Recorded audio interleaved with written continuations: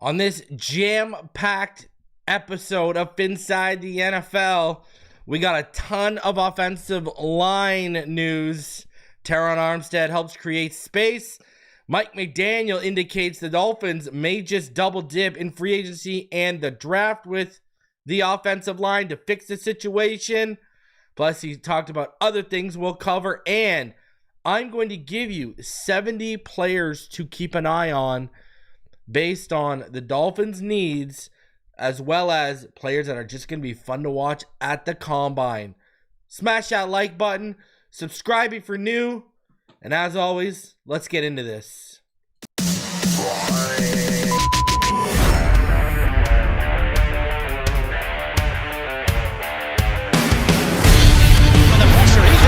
Loses the football. The touchdown. Got it. You have got to be kidding me.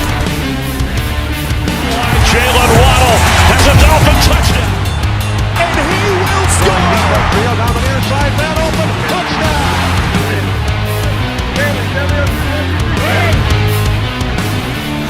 The run from Tua Tagovailoa. Touchdown. He's going deep. He's going over the touchdown again.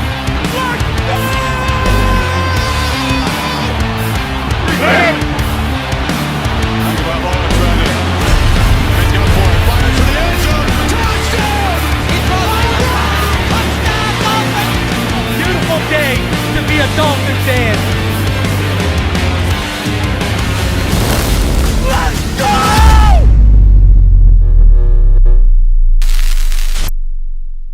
What is good, Fin Nation? What's good? It's your boy Reason, and we are back here for another one. Appreciate each and every one of you coming through. Please do me the favor, smash that like button as you come through. Subscribe if you are new. We are on our way to 17K. We are under 40 away from 17K. Let's get there, and let's get to 20K so I can do a big giveaway and have multiple winners. Shout out to all of you in the chat. Man, I already see it, and I'm going to address it. No, do not go out and sign Najee Harris. I got an update coming this week to the Patreon regarding the running back room, so we will have that for y'all this week. Trust me, do not go and get it. Do not go get a Najee Harris. You got to pay him. Najee Harris needs 250-plus yards to break 1,000. I'm sorry, 250-plus carries to break 1,000. Give Jalen Wright 250 carries and see what happens. Whoo-wee, baby. All right? And I'm saying that after watching him behind that terrible offensive line. Some interesting news today. It sounds like Jonathan Allen is going to be released, not traded. Now, the Commanders have given him the option to go look for a trade partner. Remember, if you've been watching this channel for some time, what was the report me and Neil exclusively had that other outlets started to pick up? Last offseason, we knew that this team was interested in acquiring Jonathan Allen, and they had trade discussions. I'm going to tell you right now, if Jonathan Allen gets released and can be had for the right price, expect the Miami Dolphins to be in on a guy like Jonathan Allen. Makes a ton of sense. All right? You can't pay him more or as much than Zach Sealer, and a Sealer, I looked it up a couple days ago. I believe he's making about 13 to 14 million in terms of a cap hit this year. Let me just double check on that.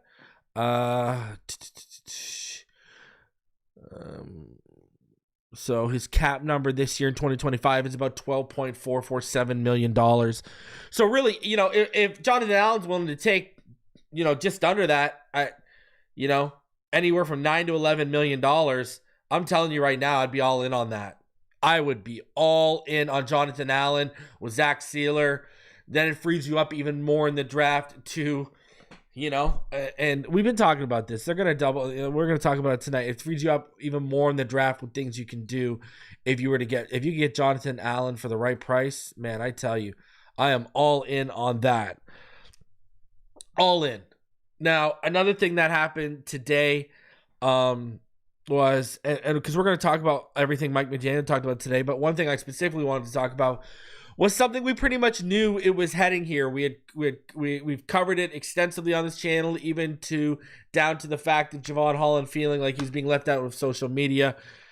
McDaniel did confirm today that Jevon Holland will be testing free agency, and I think that makes a ton of sense. I've been telling y'all since last offseason, when no one was talking about Jevon Holland yet, I was telling all y'all how much I was hearing he's going to be asking for, what the deal was. This man was basically, on IG Live saying he wanted the Brinks truck backed up last offseason. And then when I dug into it, the number I heard was around Antoine Winfield money. I was telling all y'all this last offseason that we'd be heading in this direction. And that was me not expecting him to have the down year he ended up having. I mean, we watched that player go into business for himself. And it hurts me. Listen, this is why it hurts me. Go back, Go back to October 2021. Go look at Phinside The NFL. You're going to find a video talking about the top 30 players Miami Dolphin fans should watch coming out in the draft. Jevon Holland was in that top 10. Jevon Holland had been a man crush since I had been watching Herbert. All right? I had been hyping up Jevon Holland to the Dolphins like literally a year. Even before that video came out, I'd been hyping him up and coming to the Dolphins. And so I'm a big fan of the guy. I'm a huge fan of the guy. Was a huge fan of him coming out. Huge fan of, I'm talking about the player. Huge fan of the player coming out. Huge fan of the player when he started off here. But the reality is, he hasn't been the same since he suffered those injuries in that New York Jets game on Black Friday. He hasn't been. Now, you could make many arguments as to why. I think the biggest thing he didn't have that edge. We saw that edge in the forced fumble in that first game against Jacksonville. But what did we see after that? We saw a guy going into business for himself consistently. And, you can't pay guys like that. What kind of message does that send? Even if they're young guys, you just can't. Now, this, again, I've talked about this. This isn't exactly the most ideal safety. It's very top heavy, I think this safety class is. I've said this before. I'll say it again. I think it's very, very top heavy, this safety class. There is zero doubt about it. Like, when you get past the Minowari, Starks, Watts, Makuba, what do you really got? You start getting into the Kevin Winston Juniors and such, right? And there's one kid I'm going to tell y'all to watch at the Combine today that is I think could be a sneaky stud at safety. So stick around for that list when I get to it. But yeah, it's not the greatest. It's just not the greatest draft for safety. It is what it is. So now we just got to make the most of it. That's all it is. And, where does it start? It really starts with what you're going to do in free agency, right? And again, I will say this, the free agency, because, okay, yes, Jevon Holland is a, young buck, a young stud, and maybe he gets paid off that. Now, I don't think it's going to be as robust as he thinks it's going to be in terms of like how many teams are going to be lining up to pay him $20 million a year. Let's be real here. But what have we learned about safeties the last few years? We were all shocked at how much Justin Simmons got paid. Go get a Hufanga. If you can get Hufanga for like $12 million, maybe $13 million, $14 million, go get him. I think another stud down there, is Justin Reed. Right? Like, this is a man who has, he's won with the Kansas City Chiefs. Go get a winner. And he probably not going to, he can be cheaper. What's Justin Simmons going to be? Justin Simmons, he's going to be probably under 10 million again. Maybe go get a veteran, Justin Simmons. Now you got Justin Simmons, Patrick McMorris, and now you can go draft a guy. Another guy who I really liked in Carolina drafted him, and then he spent last year with Washington. What about a Jeremy Chin? Right? Imagine if you could go get Jeremy Chin and, Justin Simmons. You could probably get them combined for $15 to $16 million together. Then you've got Patrick McMorris. They're probably gonna hold on to Elijah Campbell. That's 4. And now you're free to draft the guy. You're not pressed. All of a sudden, you're not pressed, but you spent your money wisely. Because there is money to be freed up here. All right. And we'll get into that. We'll get into it all. So, I don't know. I think there's smart moves. Safety is, I think you can make a couple smart veteran moves at safety in free agency. Add them to the room with Patrick McMorris. Don't let Elijah Campbell hold you back from drafting the right guy. I don't think Nick Emmanwori is going to fall to you at 48. That would be a freaking dream. Don't think that's going to happen, especially after the combine. But maybe, you're not forced to take an Andrew Makuba at 48, even though I'm a fan of the kid. But you're not like, okay, we got to take him because it's so front heavy and we're so bare in the room. Justin Simmons, in his situation last year, told us that unless you are a young, promising safety who's on an upward trajectory and already in the conversation of best in the league like Antoine Winfield, you're probably not getting paid. That's why I think Jevon Holland's recent play is going to hold him back from really cashing in on Antoine Winfield level money. I really honestly do. Now, could he get 16 to 18 million? Sure. But again, look at. Imagine if you could go get Jeremy Chin and Justin Simmons for the same price. Now you got Patrick McMorris in the room we're going to see in year 2, who we're all excited about after the preseason. He made a lot of people like myself believers. He looked a lot more like his older film, not more like his recent college film, which is what we wanted to see. I don't know. Spend wisely, So, and, let's be honest. In speaking about Jevon Holland, shout out to the sponsor of this video, BetUS. Man.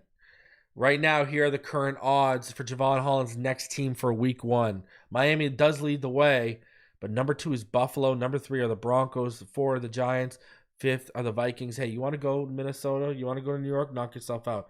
This guy's in Buffalo. I'm going to throw up. But go to BetUS.com right now. Use promo code YouTube150. That's YouTube150. Get your first 3 deposits matched by 150% up to $2,000. Some of the quickest payouts in the industry. 24/7 customer service. Shout out to BetUS. Watch them go to the Bills. It just makes sense, eh? We go out and get Jordan Poyer. They go out and take Jevon Holland from us. Wouldn't that just be the That's So Dolphins, huh? Wouldn't that just be the That's So Dolphins? Andre Cisco. I like Cisco coming out of college too. He's another guy. So, I mean, go spend, right? Like Jeremy Chin. If you can get Jeremy Chin for under $10 million a year, I think that's a bargain. Look at what he did in Dan Quinn's defense. I think under Anthony Weaver, that's a guy where, you get the right price, he's going to probably play above the pay grade. I think Justin Simmons could, man, I'm telling you, you could probably get those 2 players for the price of a Jevon Holland in this, or really even also the price of probably a Justin Reed, because he's probably going to want, decent money. I could see him trying to fall in the $16 to $18 million range. And, Hufanga is probably going to be around, 14 to 15 million. So, you could probably get Jeremy Chin and Justin Simmons for like the cost of one of those guys, or a little bit more than the cost of just Hufanga. I'm just saying. And then that interests me. And then you inject some young blood in the first 4 rounds. But you're not stressed to take Malachi Starks at 13 or whatever. You got a little bit more leeway with that in the first 4 rounds, right? As a position to address. So, I don't know. That's where I'd be at. So, but let's get into it. Let's talk about the cap space because we got a way to create some cap space. And it all started today. Terron Armstead plans to take his contract down to the minimum, Ian Rappaport is told, from $28.6 million he was set to make. That allows the team to make all the necessary moves they want to make and allows Armstead to be on the team until he makes his decision on his future. Listen, this is huge for a couple of reasons. Number one, this creates about $14 million in cap space. It's also, think about this now. We just created $14 million in cap space, but now what are you doing? Look at the stance they're taking with Armstead. Look at the stance they're kind of taking with Armstead. They're basically telling you, listen, we're not going to be held hostage by that money anymore. We appreciate everything you've done. We're leaving the window open for you to return, but it's on our terms.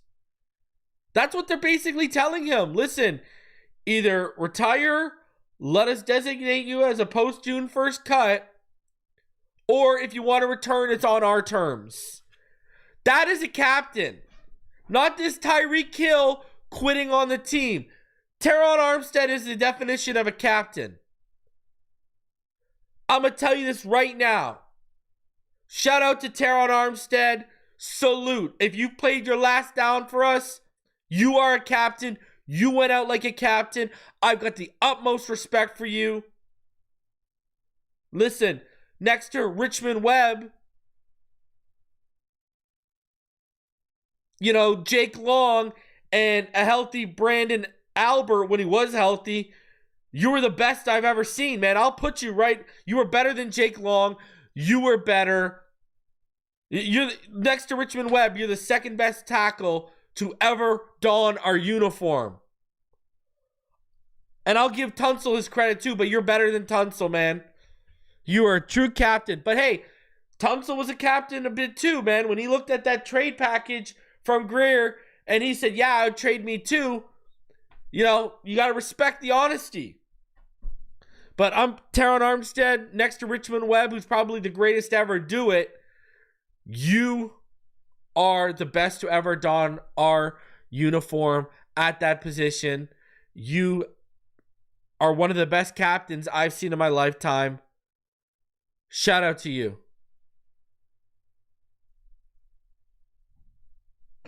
And I love what William just said in the chat, because I said this to someone yesterday. That's a guy you make a coach. That's a guy we heard about how he was helping out Chop Robinson in year 1. That's a guy you make an offensive assistant. You make an assistant somewhere and you groom him as a coach under you. That's a coach. He's a captain. He's a leader. He's a stand-up guy. Shout out to my captain, Terron Armstead. Nothing but love for you, man. And there's more money they can create. You can restructure Chubb, Jackson, and Sealer. That creates like another $24 million. Restructuring Tua would create another $19 million, and that's going to happen. All of a sudden, we're at like $60 million in cap space.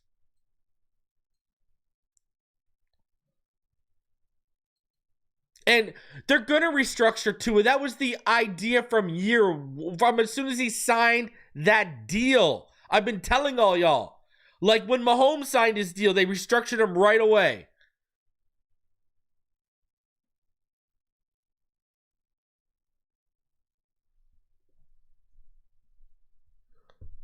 I'm telling you, they're going to do it because they're here. They got to max out. They're trying to save jobs, man. They're not worried about the next GM or the cap ramifications of what it's going to be on the next coach or the next GM. They're going to restructure Tua.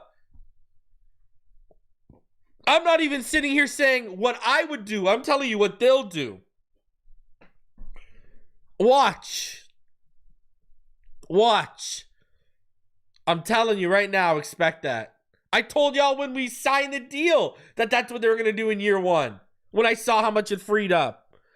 That was clearly the idea when they signed it. They did it. Every big quarterback with these big deals, go look at historically how quickly they restructure. Like instantly, year one. It's going to happen. And it's not about what you want, I want, the players want. It's about what McDaniel and Greer like, we got to save our jobs. We need depth. We need starters. We need to open up money. That's exactly what's going to happen. I'm telling you. Watch. 110%. It is. They're not worried about this capocalypse. The way they're looking at it is we can do all these things and we don't got to deal with the capocalypse. That's for the next regime if we get fired. Wouldn't you? Think about what you would do in their position. 110%, y'all would. You'd be like, I got to create as much money as possible to make this roster as best as possible for my final year. Because not only do we need the playoffs, we need a playoff win. And if I get that playoff win, baby, I just opened up like another 5-year window. You know that. Bro, what's you all saying? I tell my kids this growing up, I'll tell you this. Right? It's not, don't hate the player, hate the game. It's play the game, don't let the game play you. And that's exactly what they're doing. This is 2 + 2 = 4 stuff. So, hey, man. Because are they even going to be here when the fat lady's tuning up when it comes to the capocalypse? No. So they damn sure ain't going to hear the fat lady sing. That'll be Ross and whoever the new regime is that have to deal with that and navigate that. That's what they're going to do. And it's smart because then you make yourself look better because then you got to go through like 2 or 3 of a year. You got to go through like a rebuild basically. So, you put the new regime in a position where, they're going to look weak. They'll wish they never got rid of us, blah, blah, because of how you can already see it. So, but the Miami Dolphins sticking with the offensive line. All right. Look at this. Let's get into this.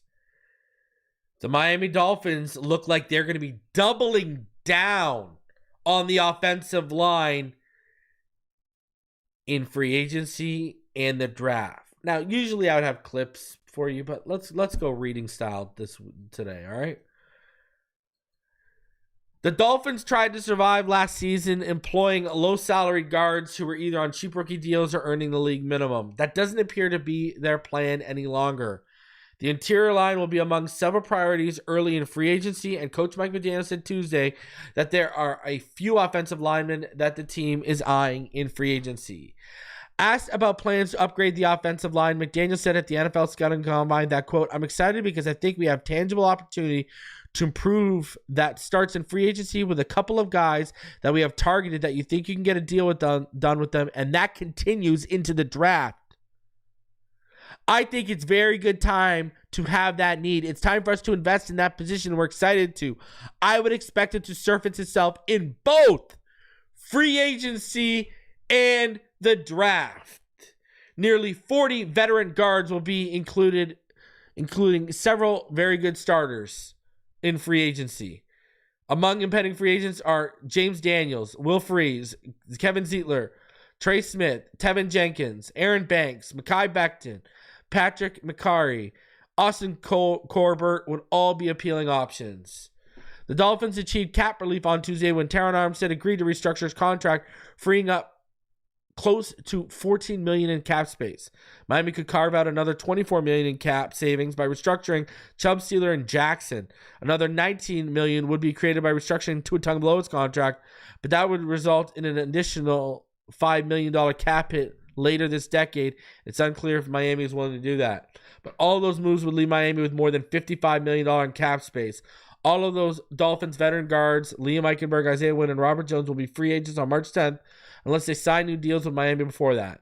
If the Dolphins sign 2 starting guards in free agency, that would lessen the chance of Miami using the 13th pick on an interior lineman.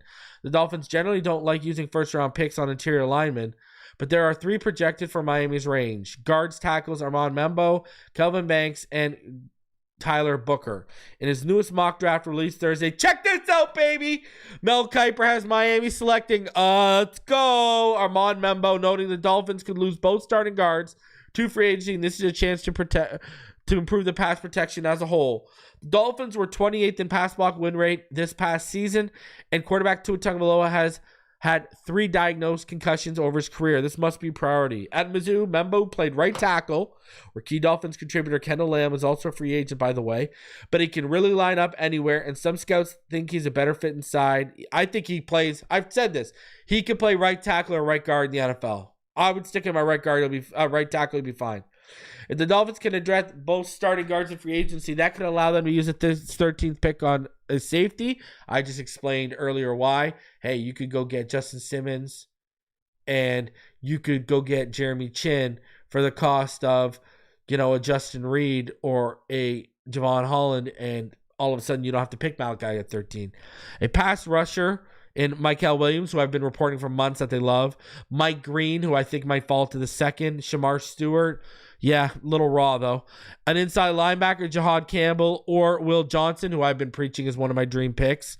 Or defensive tackle, Mason Graham. Mississippi, Walter Nolan, who he might slip to the second because of character concerns.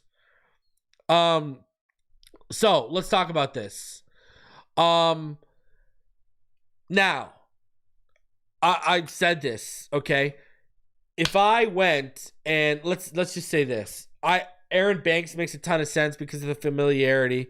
So let's say they added Aaron Banks and we knew they were interested in James Daniels last year, right?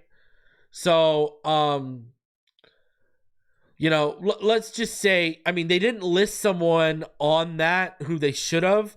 I know for a fact that the Miami Dolphins are interested in Will Hernandez. I know that for 110%.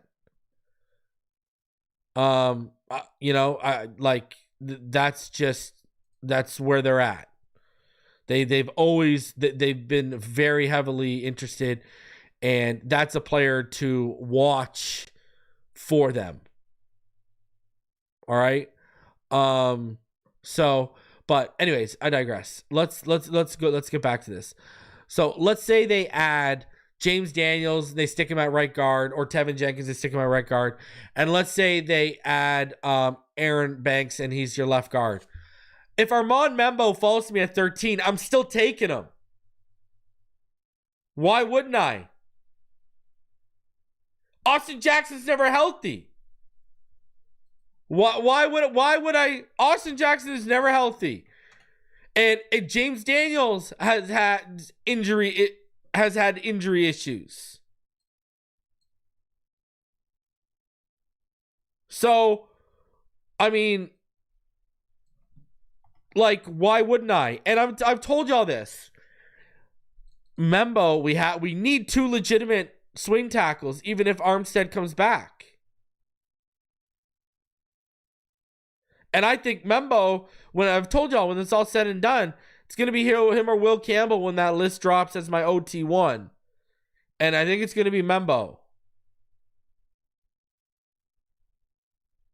But you only have Austin Jackson under contract till 2026. What if they don't restructure him? A restructure saves you about $7.3 million with him this year. But you also have an out in his contract. You can get out of his contract when you look at how it's done. You can get out of his contract after next year. Post June 1st cut, you save $11.5 million next offseason, and you only take a dead money hit of $2.3 million. So that, you see where I'm going here? I can get Armand Membo. I can get one of the best tackles / guards in the draft, and I can get him in the building early. He's going to play snaps in year one because, let's be honest, even if Armstead and Jackson are both healthy to start the season and both in Dolphin uniforms, well, Jackson will be. We don't know about Armstead. There's a good chance you're going to need Patrick Paul and another tackle because Jackson can't stay healthy. Armstead can't stay healthy. If you want to go out and sign a James Daniels, he can't stay healthy. If you go out and sign a Will Hernandez, he can't stay healthy. A lot of these guards, look at it this way. This is what they're targeting with guards. They are targeting guys who have played at a high level but have a little bit of an injury history. Why? So you can get them at a good price, hope they outplay that contract, and if they do get hurt, you're not dead in the water.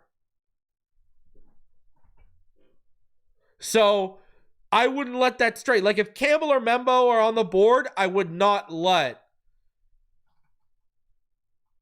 You can move off Jackson next year. I wouldn't even restructure Jackson, to be completely honest with you.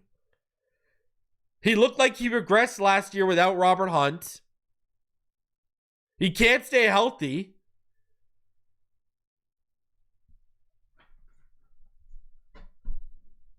And we need serious depth. And Membo could be your future right tackle or your future lockdown right guard. Now listen, I've also said this. Hey, if Will Johnson falls there, they want to move off Tyreek and Ted McMillan is on the board, or the whole wide receiver board hasn't been touched and they're their number one receiver on the board, okay, whatever.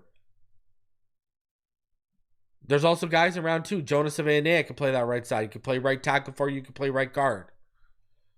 I don't know if he'll be there at 48.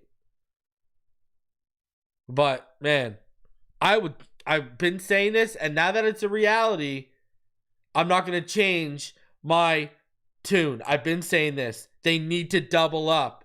I've said this.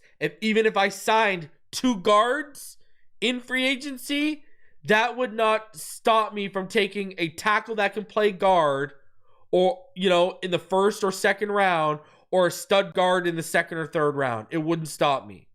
It just would not. Because don't stop at just getting the starters right. Get the best depth as possible too. Because what have we learned, whether it's been Mike McDaniel or Brian Flores? Hell, go back to when Pouncey was here. Go back to when Brandon Albert was here. You can go back almost 10 years now. Our linemen do not stay healthy. How many seasons have we had our starting 5 for the majority of that season? And y'all saw what happens when we do have all our starting 5 healthy, a la the Denver Broncos game in 2023. So I want guys that are seamless, and I want guys that can take those guys' jobs if they can't stay healthy. Enough of relying on these guys that can't stay healthy, because it's not just the pass game that's affected. You saw how badly the run game got affected last year. This needs to be solved. This needs to be figured out. I'm tired of the motto on this channel. Since we started in March 2020, since I first started this channel, the motto every offseason has been, this team will go as far as the offensive line will take them.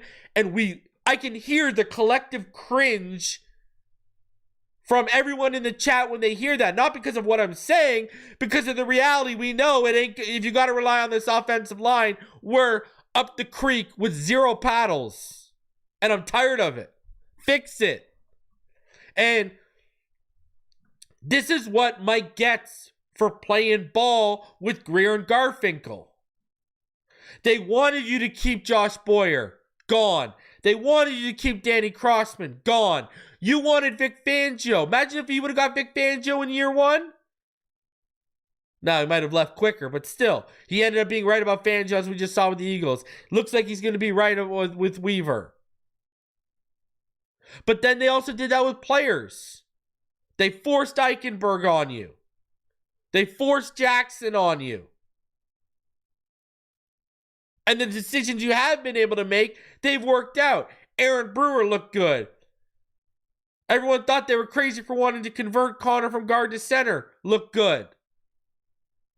Now, Robert Jones and Liam Eichenberg, I've talked about this. Frank Smith, whoever told you guys that was a good idea and said, yeah, we can make it work, they need to be out on the, on the curb.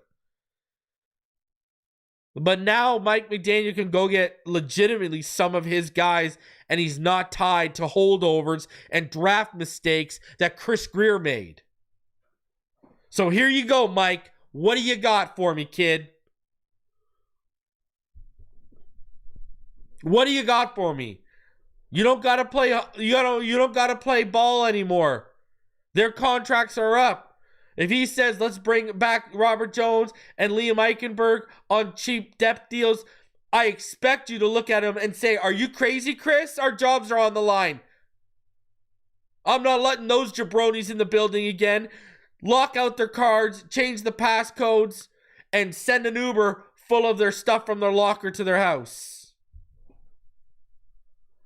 So, and look at him dead in the eye and tell Chris Greer, look him through the windows to his soul and tell him, Chris, I'm not going to allow you to make the mistakes you made by trading up for Liam Eichenberg and taking Hunter Long over Quinn Miners. Not under my watch. Show me something. Fix it. Over 370 of you in the room. Smash that like button. Subscribe if you are new. Now, Mike McDaniel continued on and he covered a few other things.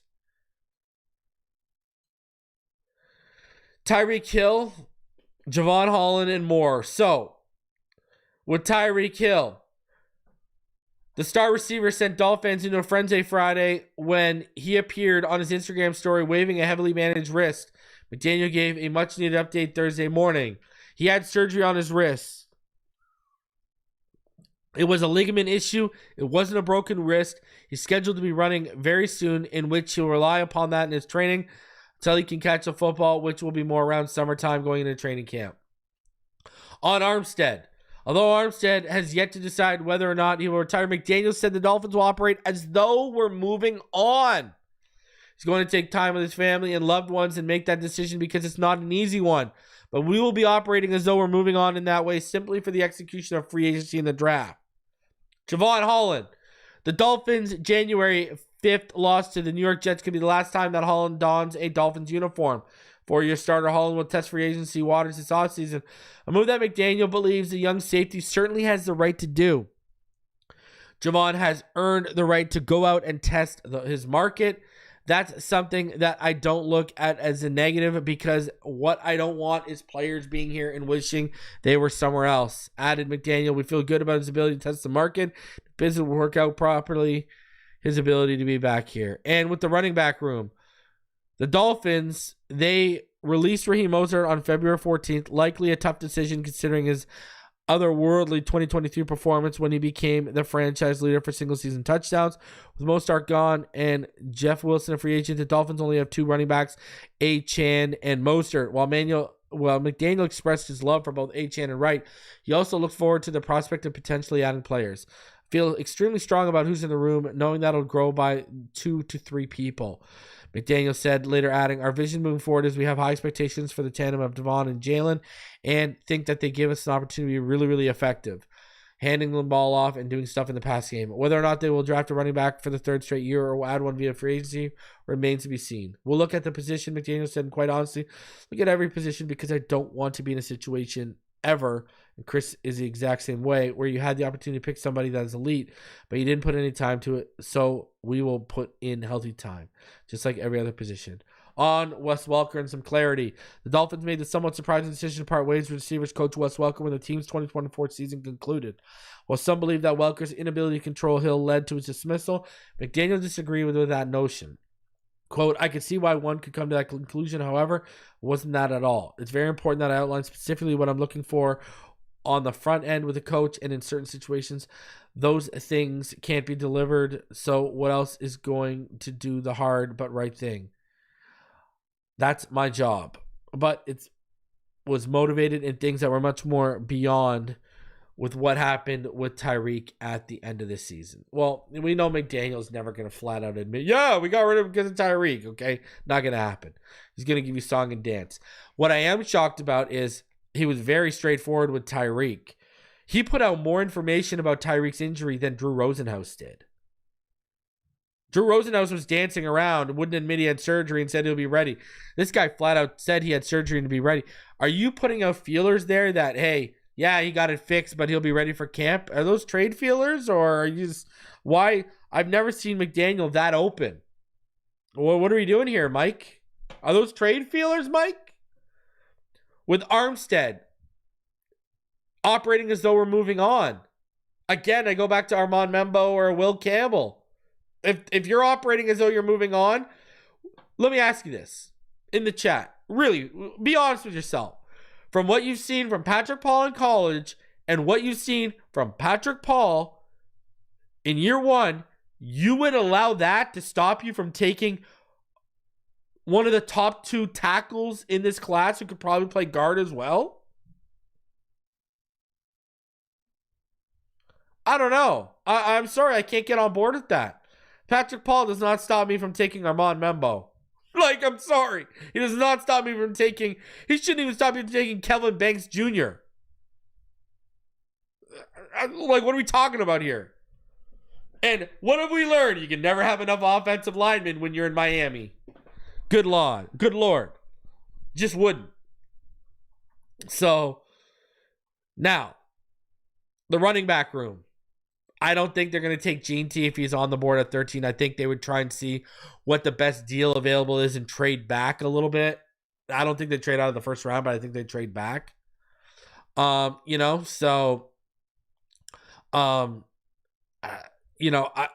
think Alf made a great point when I had him on. Elijah Mitchell just makes way too much sense. He's cheap. There's a history. McDaniel was part of the room that drafted him. Just makes a ton of sense. It just makes a ton of sense. It really does. So, and yeah, Jevon Holland. I mean, look what he said. That's something that I don't look at as a negative, right? Jevon has earned the right to go out and test his market. That's something that I don't look at as a negative, because what I don't want is players being here wishing they were somewhere else. What are you telling us? That everyone knows he doesn't want to be there? Yeah. Let's move on from that. All right. Let's get into the good stuff. Let's get into some discussion about the combine. God, we're about to pop off with the combine. Remember, the first on-field testing starts this Thursday with the defensive linemen, linebackers, and punter kickers. So listen, last year I gave you over 50 players to watch at the NFL Combine. This year we're up to 70, and I'm giving you players to watch based on the Dolphins' needs, as well as players that are just going to be flat out exciting for you to keep an eye on. So let's get into it. Let's start off with players to watch on offense at the NFL Combine. All right, we'll start there for y'all. Some of these are my man crushers are slid in here too. So at quarterback, let's keep an eye on Jackson Dart, Quinn Ewers, Dylan Gabriel, Kyle McCord, Jalen Milroe, and Tyler Show. I think Tyler Show is going to he's got the tools, he's got the traits. He's going to rise at the combine. Jackson Dart, you're talking about a guy who ran for almost 600 yards a couple years ago, ran for 400 yards this past season. You're going to want to see how the wheels test, the explosiveness test, the arm. You're going to see an explosive arm. The name that now, Dylan Gabriel and Quinn Ewers are here, not because I think they're going to test well, but because I think they're potential guys the Dolphins could like in the draft as a backup quarterback. Kyle McCord, he's on my man crush list. Obviously, I'm going to have him on this list. But Jalen Milroe, I think Jalen Milroe is going to blow up the combine. I think Jalen Milroe has a real chance from jumping to a second-round pick to a first-round pick with a strong combine. Listen, we want strong combines from Jackson Dart and Jalen Milroe. Why? We want them pushed up into the top 10 people in a draft that only has about, 11 to 13 first-round grades. I don't have a first-round grade, Cam Ward, he's like a top of the second, end of the first-round grade, and he's the highest-graded guy for me. So you want those picks pushed down. The more quarterbacks that go before us, the more we have a chance of the Mason Graham maybe sliding, a Ted McMillan sliding, a Will Johnson sliding, someone like that. All right? Or a Will Campbell or a Mon Membu sliding. That's how it happens. Okay? So that's where I'm at with the quarterbacks. And hey, listen. If Milroe tests really well, but he's still there in the second, and we're on the board at 48, watch, I think Tyler Show, Dylan Gabriel, Quinn Ewers, Kyle McCord are guys for you to watch as potential, if they're there on day 3, guys to add. All right? Running back room. My 2 man crushes of this class are at the top of this list. Caleb Johnson, Bayshul Tootin. All right. Now, Caleb Johnson, he's just, man, that guy is just a stud. You talk about, oh man, I can't say enough good things about him. He is my, and I know people are going to think it's crazy, he's my running back 1 in this class. I'm like literally just a massive, massive fan of what this kid does. I really am. So, I'm going to shout out Caleb Johnson on this list. I'm going to be watching him just because I'm a fan. That's one of those guys, I don't care how he tests. Now, my other guy, I think Bayshul Tootin is going to be one of the highest testing running backs in this class. I think he's underrated. I think he's being slept on right now. And I think people are going to wake up to him at the combine. All right? He's like 5'11", 210 pounds. Right? He's going to he's been clocked running about 23.15 miles per hour. He's expected to run in the low 4.3s. He's bench pressed 400 pounds at that size. He's got a vertical of 39 inches. I think Bayshul Tootin is just going to be an absolute beast. An absolute beast. Look at him. If you want to watch a guy, look at him. He is going to be a stud. Watch him. I'm telling you right now. Watch him go off. All right? So, I'm going to be watching Tutton for sure. I think a couple other guys, when you look at Jarquez Hunter, Marcus Yarns, and Dylan Sampson, I think these are other guys who are going to blow up. They're going to blow up the combine. Marcus Yarns, he's expected to have a pretty good 40. I think he's going to, I think we're talking about 4.3 speed with Yarns as well. And he's about 5'11", 190, 195. So, yeah, and I think he could have one of the highest verts for sure. So Yarns is another guy to watch. At wide receiver, everyone's going to be watching Travis Hunter and Ted McMillan, obviously. I think Savion Williams, he's a guy who I've talked about. I'm very high on Savion Williams. In 20, I think he has posted a 40-inch vertical. He's had a 10.6 broad jump. He squatted 600 pounds. He's bench pressed 350. He's power clean 350. He's been clocked at running about 22.5 miles per hour. And we're talking about like 6'4", 225 pounds he's doing these things at. You're running 22.5 miles per hour at 225 pounds, 6'4". That's crazy. That's absolutely nuts when you break it down. Like, my God, Savion Williams is going to be a specimen potentially at the combine, I think. I really honestly believe you are going to see a specimen in Savion Williams. Honestly believe that, man. Absolute beast. Absolute beast. And I'm a fan. You know, him and Jack Besh, they are guys where, you know where I'm at. I'm down to take any one of those guys because we need receiver help for sure. We need receiver help, especially if you're going to be moving off of a guy like Tyreek Hill, right? You are going to need some serious help. Ricky White, he's a man crush of mine. You know, I think he's another absolute stud, a later round guy. He has but I'm going to tell you this right now. That man has a strong showing. Look out. He's going to have a really good one. He's going to rise. He's going to rise.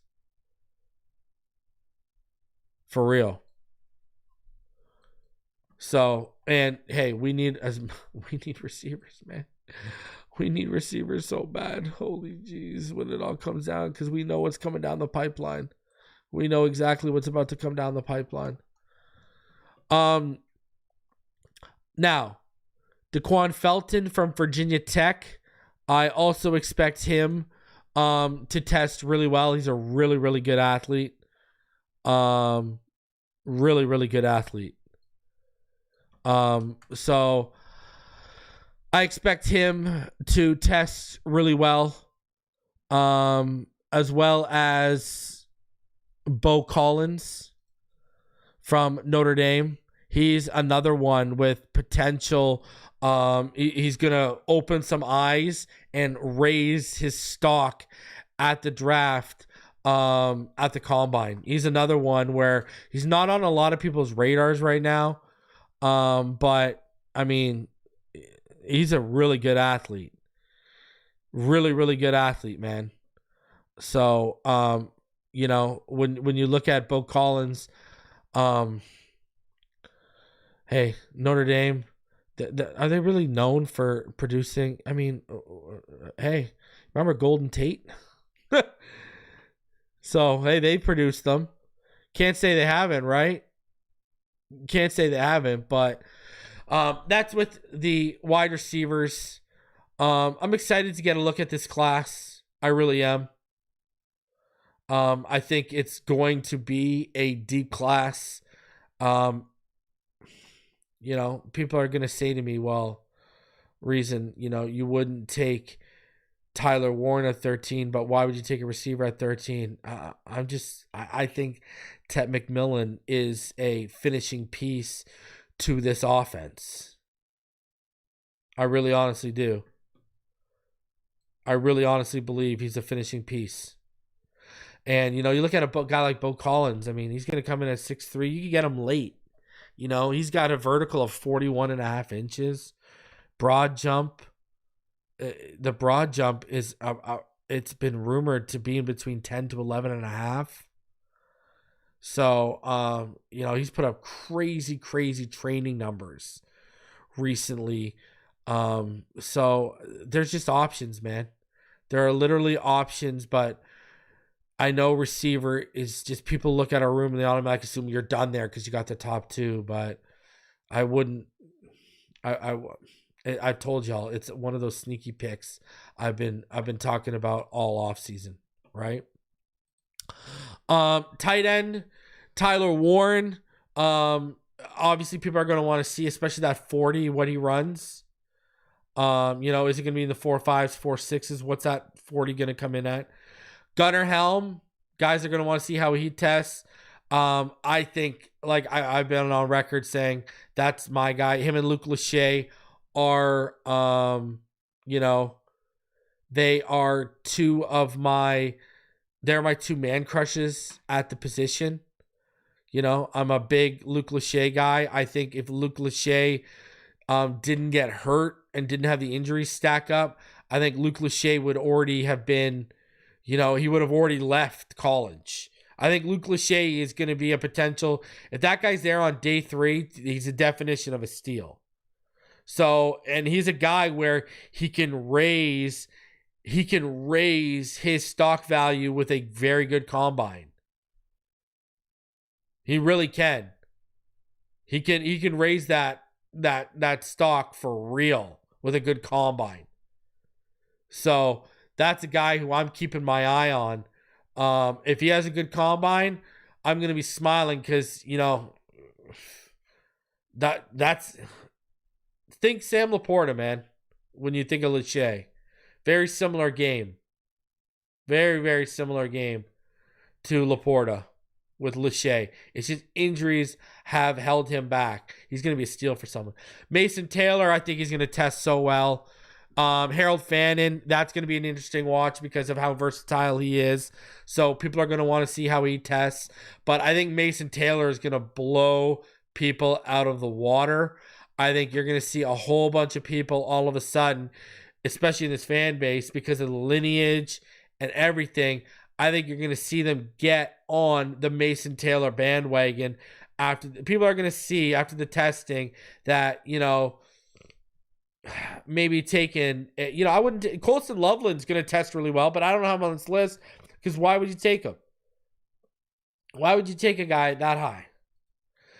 Going to tackle and guard, Amon Membo. I mean, everyone knows he's a draft crush of mine. I mean, you're talking about a guy. Think about this. 6'3", 320 pounds, okay? He ran a 10-yard time of 1.63 seconds and a 20-yard time of 2.8 seconds. Okay? He's clocked 20 miles per hour on the GPS and he's squatted 650. He's cleaned 375 and he's benched 425. At 320 pounds, 6'3". Think about that for a sec, those numbers I just said. This man is a freak. Absolute definition. This man is a freak. My God. Sign me up. Please. Sign me up. For the love of everything holy, sign me up for that. All right? My Lord, what a stud. What an absolute stud. Man, when you watch a man move like that, I don't know how you can't, Jesus. Now, Will Campbell. I think Will Campbell you're going to want to watch a lot for length. Length is really going to be the big thing for Will Campbell. That is going to be, keep an eye on his length. That is what everyone is going to be watching for with Will. That's going to further separate people about whether he is whether he is a guard or a tackle. That's really going to be the conversation. That's what a lot of people are going to really plant their flags. All right, when you're talking, but you're talking about a guy 1.57 10-yard split. He's been clocked at. He's been clocked at doing about 17.9 miles per hour in a game. 6'6", 320 as well. All right, apparently the LSU staff, he's generated about 1,200 kilograms of peak momentum. This guy is a freak. It's unbelievable. So I think Will Campbell, man, he's going to test very well also. I think Josh Connerly is going to be another guy who tests well. Kelvin Banks will show his movement skills. Josh Simmons should test really, really well as well. I think Ursary, that guy, Ursary can move for his size. You're going to have a lot of guys who can play tackle or tackle guard who are going to test pretty well. And it's going to open a lot of eyes. And, I mean, hey, it's going to further what I've said earlier. Would y'all really stop it from taking someone like that? Like, would you really let Patrick Paul stop you from taking a guy like Ursary? I don't think a lot of people would, especially when they see him test. Now, I wouldn't take Ursary at 13. I do think that's a little too high for a guy like that. But, I mean, you're talking about 6'6", 330. He's squatted 640. He's bench pressed 412. He's done a 410-pound hand clean. 1.52 10-yard split. He's been clocked at 18.34 miles per hour on the GPS. 27.5-inch vertical. 9.2 broad jump. He pro shuttle time of 4.61. Guy can move for his size. The guy can flat out move. And then once you get into the guards here, I got to start with my biggest man crush who I've been stressing, Jonas Savannah. You're talking about 6'4", 335. Under 20% body fat. He's been clocked running faster than 19 miles per hour. He's bench pressed 406, power clean 355, squatted 532. Man, sign me up for Jonas Savannah. Tyler Bookover is going to be watching just because, hey, he is a top guy in this class, right? Everyone considered he's a lot of people's guard one. Jackson Slater, him and Clay Webb are two of my man crushes in this. We're talking about 6'3", 320. Power clean 405, squatted 635. Moves very well. Very, very, very well. Really good guy in open space. And he's been clocked at going 19.96 miles per hour. So he moves. I think Charles Grant, a guy who can play guard tackle from William and Mary. I know he came on a lot of people's radar. A lot of people's radar during Senior Bowl week. I think he is going to test very, very well. And you're going to be wanting to look at length to decide where does he slide, right? It's going to be, hey, are you a guard? Are you a tackle? That's going to be all about, hey, length and stuff with him. I think he's going to test pretty well, though, for sure. I'm not worried about him not. So, and then also Donovan Jackson, Dylan Fairchild. I expect Donovan Jackson to test really well. Dylan Fairchild, he's bench pressed 440 pounds, squatted 570, power clean 370, 6'5", 315 pounds, 26 26-inch vertical, broad jump 9.2. Yeah, man, it's going to be interesting. You look at a guy like Charles Grant too, 300 plus pounds. He's been clocked going 21 miles per hour. You're going to get some really good testing times and, 144 10-yard split. You're going to get some really good testing times. You're going to get some really good power from these guys. This interior class is good, man. Gray Zabel, I think we're going to get more so an idea of where people see him as a guard or center in terms of NFL scouts. Jared Wilson, it's a pretty weak center class. Jared Wilson's the top center. He's probably the most athletic center. He's probably going to test the best. And then you're going to want to watch guys like Joshua Gray, Seth McLaughlin, and Jake Majors if you're watching the center class this year. Now, defense. And this is where it gets really interesting. Defense here, I'm telling you. Keep an eye. Kenneth Grant. Oh, boy. Kenneth Grant is going to test out of this world. All right? I mean, we're talking about a legitimate freak right here. All right? He's been clocked going 18.7 miles per hour on the GPS.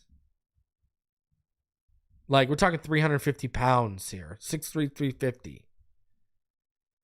Almost 19 miles per hour. Michigan, they have a special stairs test. It's called the reactive plyo stairs. It's a series of 7 26-inch stairs, and players attempt to jump up as fast as possible. He's apparently an absolute out of his man possessed on those plyo stairs. He pressed a 115-pound dumbbell 34 times on his right, 27 times on his left. He vertical jumped 29 inches, and he did a Turkish get-up with a 150-pound dumbbell. Kenneth Grant is a freak, and he's going to test like it. Be prepared. You're going to want him. Deon Walker, people are going to see his size. They're going to see his power.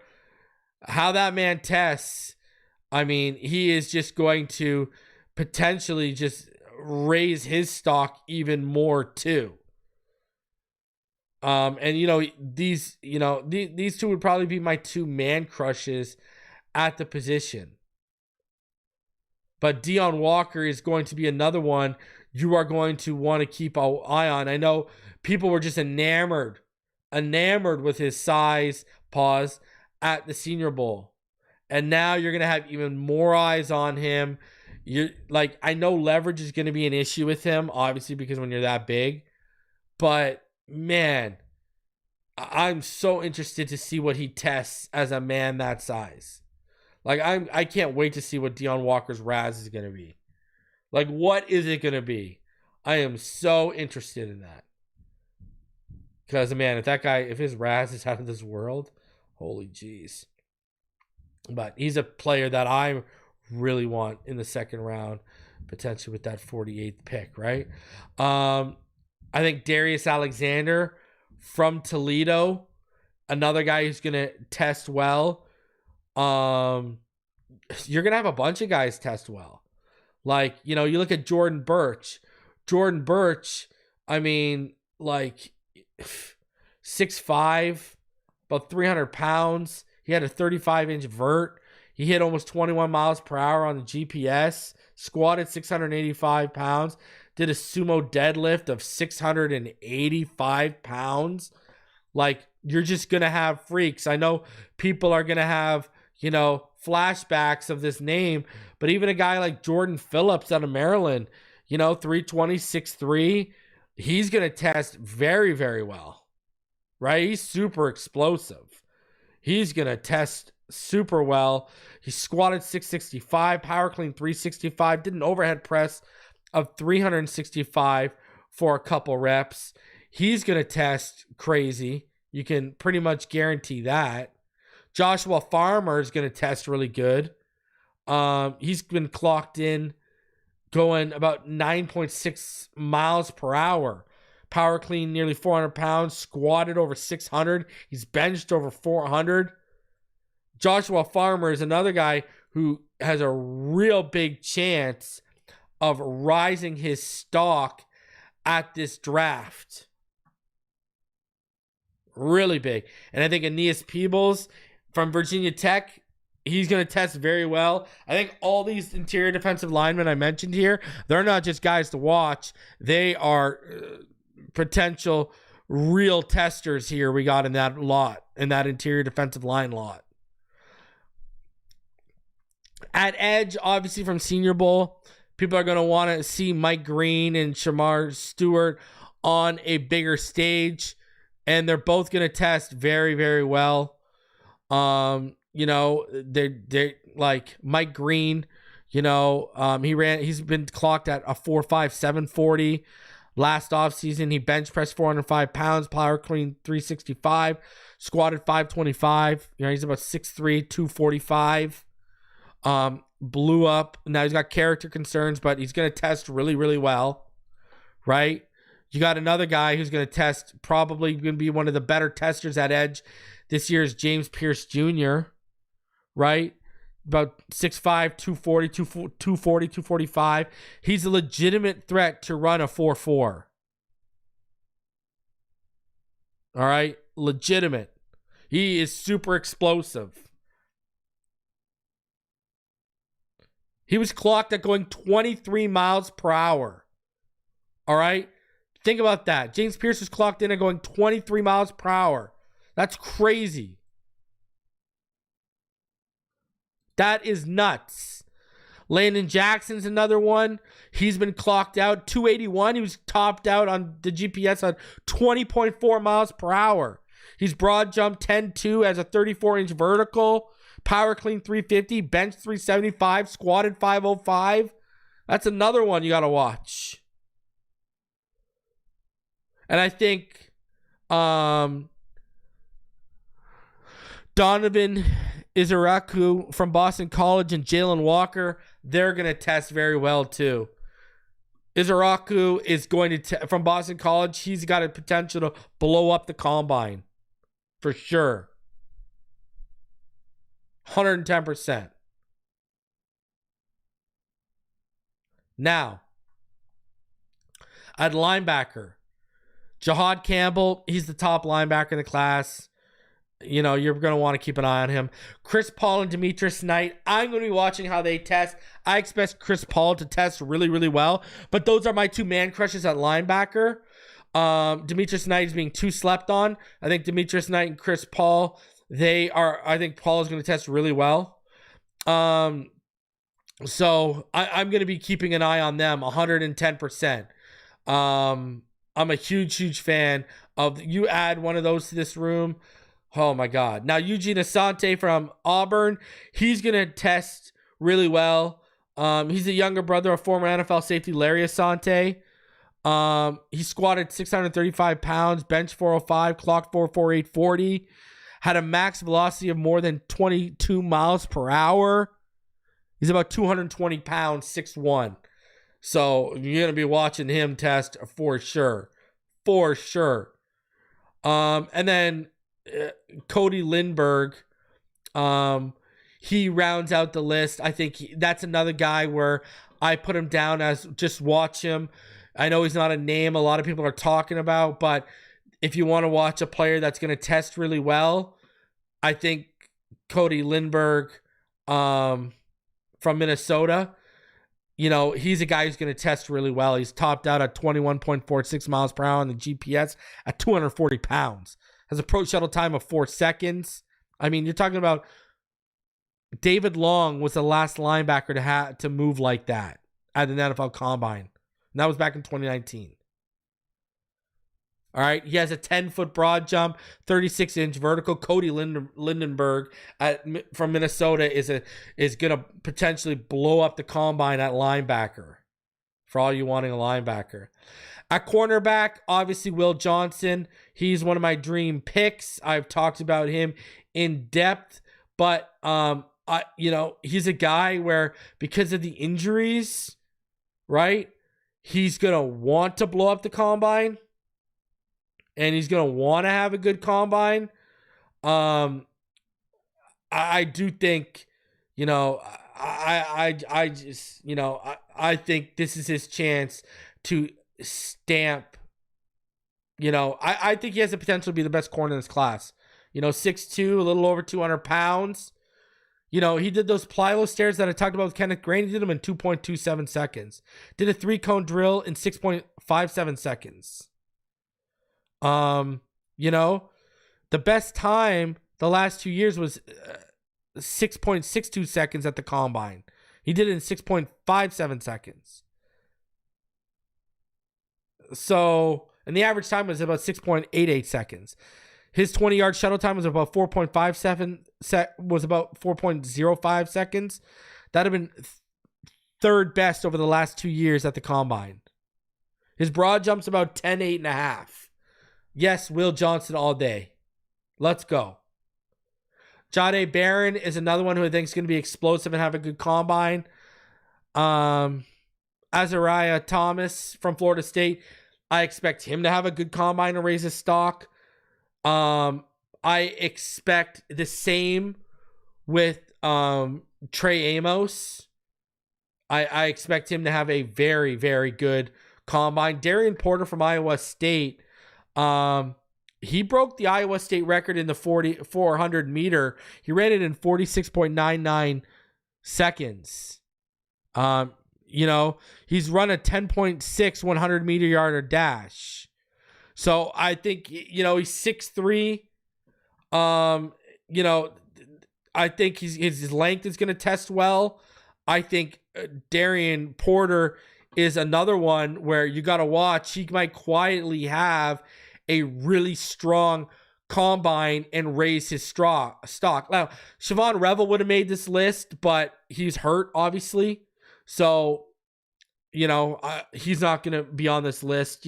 Guys who are hurt or declared they're not going to do things at the draft, I'm not going to put them on this list. Now, I think another one here that's going to be quiet and is Noel Williams is going to up his stock too, I think. I think he's going to test damn near out of this world. I really do. I think he's going to test very, very, very well. And he's going to get onto some of these people's radar. And, he's going to raise his stock really well at the combine. I honestly believe that. So he's got a real chance to raise his stock. Does a guy like Noel Williams. Great athlete. Great athlete. So those are the guys I'm going to be watching a corner because really, we definitely need some help here in that corner room for sure. But that kid from Cal, he's going to move. Get ready for it. And then at safety, Nick Emmanuel, he goes without saying. I mean, you're talking about a guy who's he's going to be an absolute freak. I mean, he's going to be one of the best testers out of all secondary players, if not the best tester. He's broad jumped 11.4, vertical of 42 inches, did 24 reps of 225 pounds in the bench press. He squatted 565 pounds. All this at 6'3", 225. I'm telling you, Nick Emmanuel is going to test like a freak. Malachi Starks is going to be a really good athletic test. And obviously, because he's considered the cream of the crop, he's going to be keep an eye on. Xavier Watts, Andrew Makuba. Makuba is going to test very well. Very, very well. Kevin Winston Jr. is another one. Now, here's the one I wanted to talk about. Hunter Wohler from Wisconsin. All right? People are sleeping on this kid.